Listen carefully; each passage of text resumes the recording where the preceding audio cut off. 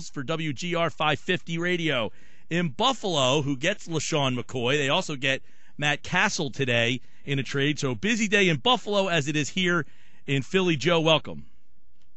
Thanks for having me. You got it. I would assume that there's as much shock up there as there was here that you guys got McCoy and that Philly traded McCoy to Buffalo. What was the initial reaction in Buffalo to the deal?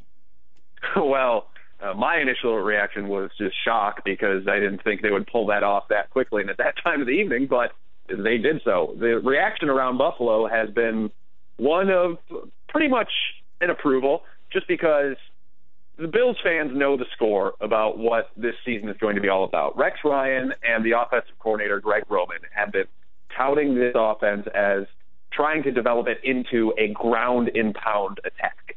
And because of that, I think all in all, they needed a face for that. They needed a person for that. And a lot of people were thinking they were probably going to take a running back in the second round of the draft. And let's say this trade didn't come to pass, that probably would have happened. But since it did, now they have a face. They have an identity of the offense. And I think for the most part, Bills fans are pretty happy about that. Let me ask you this question then. The fact that they got McCoy, apparently the deal went down pretty quickly. Like this was, hey, you interested in McCoy? Sure. What do we got to do? Blah, blah, blah. All right, deal. Done. Here we go. Were you surprised at the timing of this deal, that it happened at this stage just a week before free agency, and that Buffalo didn't try at least to talk to some free agents? Yes and no, because I think they probably looked at the free agent market and said, okay, what could we get from this group of guys? And is LaShawn McCoy substantially better than that?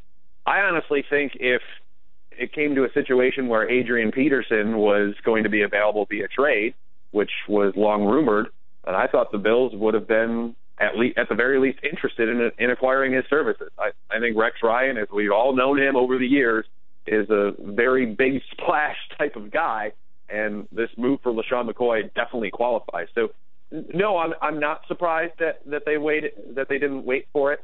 I think they understood the market and they understood that they had an opportunity here. But I am a bit surprised that it all came together so quickly.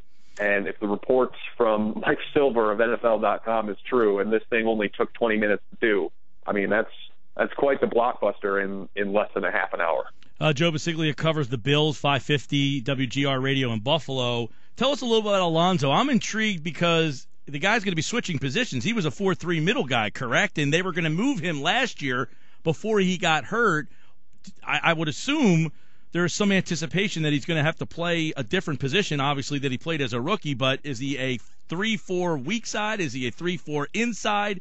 Obviously, that's not your problem anymore, but where do you anticipate that he fits in a 3-4 defense?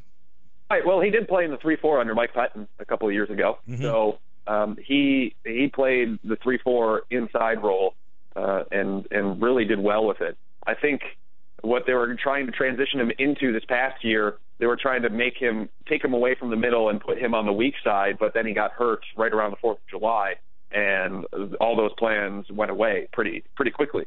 So I think the 3-4 is probably the 3-4 inside linebacker role is probably his best fit. The weak side linebacker in a 4-3 is his second best fit.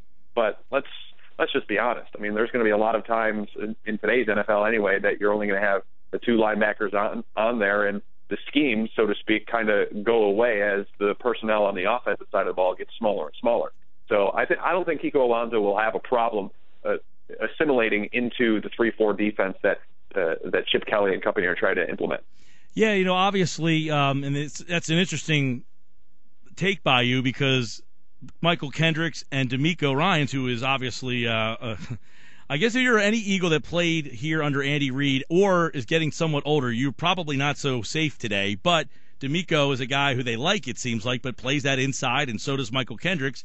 You wonder if they're going to use him in one of those spots or where Trent Cole formerly was and use him out there. But what kind of player is he? Do you anticipate that he will be 100% and ready to go? He's obviously coming off ACL. How far along is he in that? I guess they were holding out hope that he was going to come back last year, right? A little bit. I never really thought it was a realistic possibility just based on the people I was speaking with. But, he was walking around team facilities and working out with a bunch of the guys throughout the time during the latter portion of the season. So he injured himself right around the beginning of July, and he had surgery not that long after that. And he's been rehabbing. It seemed like he was moving around and walking on it just fine, just based on the end of the season, just seeing him around. But I think with him, the report on him, or at least what the Bills said, they anticipated he would be ready for the start of off-season workouts. So I think in this respect, the torn ACL will be a thing of the past once the Eagles get their hands on him. And the type of player that he is, fast, instinctive, reactionary, sometimes over-aggressive, and that will burn him sometimes. I mean, we saw it a lot in the latter portion of 2013 where he really hit a rookie wall, but in the first 6 games, there wasn't a better player on the field for the Buffalo Bills than Kiko Alonso. He's, he had great numbers as a rookie there, obviously, and as you just said there, I'm wondering what kind of fit he will be here in Philadelphia. But ultimately, is there a winner and a loser in this deal, or do you think, Joe, that both sides really did a great job in getting guys that fit what they need to do? Yeah, I think it's a win-win in this respect, because Bills get a running back that they'll be able to use and run into the ground for 2 to 3 years. And they're kind of looking with a more short-term perspective, and with the hopes of fixing their quarterback situation sometime past 2015. With the Eagles, they need defenders and they need to shore it up, and Kiko Alonso is a good way to do it. The Bills have the depth. They have a couple of young guys that really stepped up last year, Nigel Bradham and Preston Brown.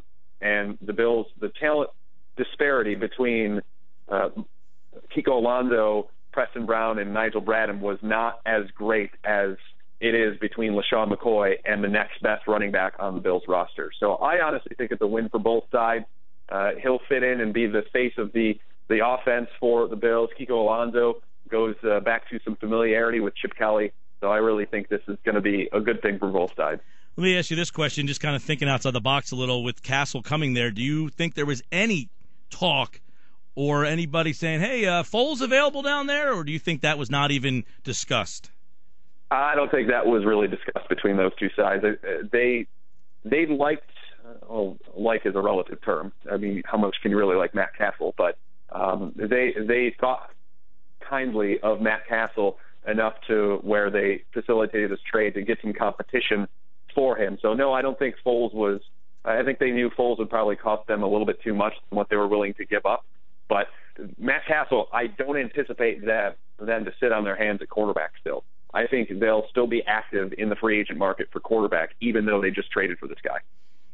Interesting. Obviously, there's a lot of talk that McCoy would have been used to move up to try to get Mariota, and I wonder how that affects what the Eagles are trying to do, if there were any other takers for McCoy, and whether they just pulled the trigger on the first thing they got. What a wild day for both these two franchises. The Eagles gave the Bills a running back last year. That didn't work out. We'll see how this one works out as Bryce Brown went to Buffalo, and obviously the Eagles now are going to try with a linebacker. But, Joe, I'm sure it's been a wild day up there. We do appreciate a couple minutes of you telling us a little bit more about Kiko Alonso.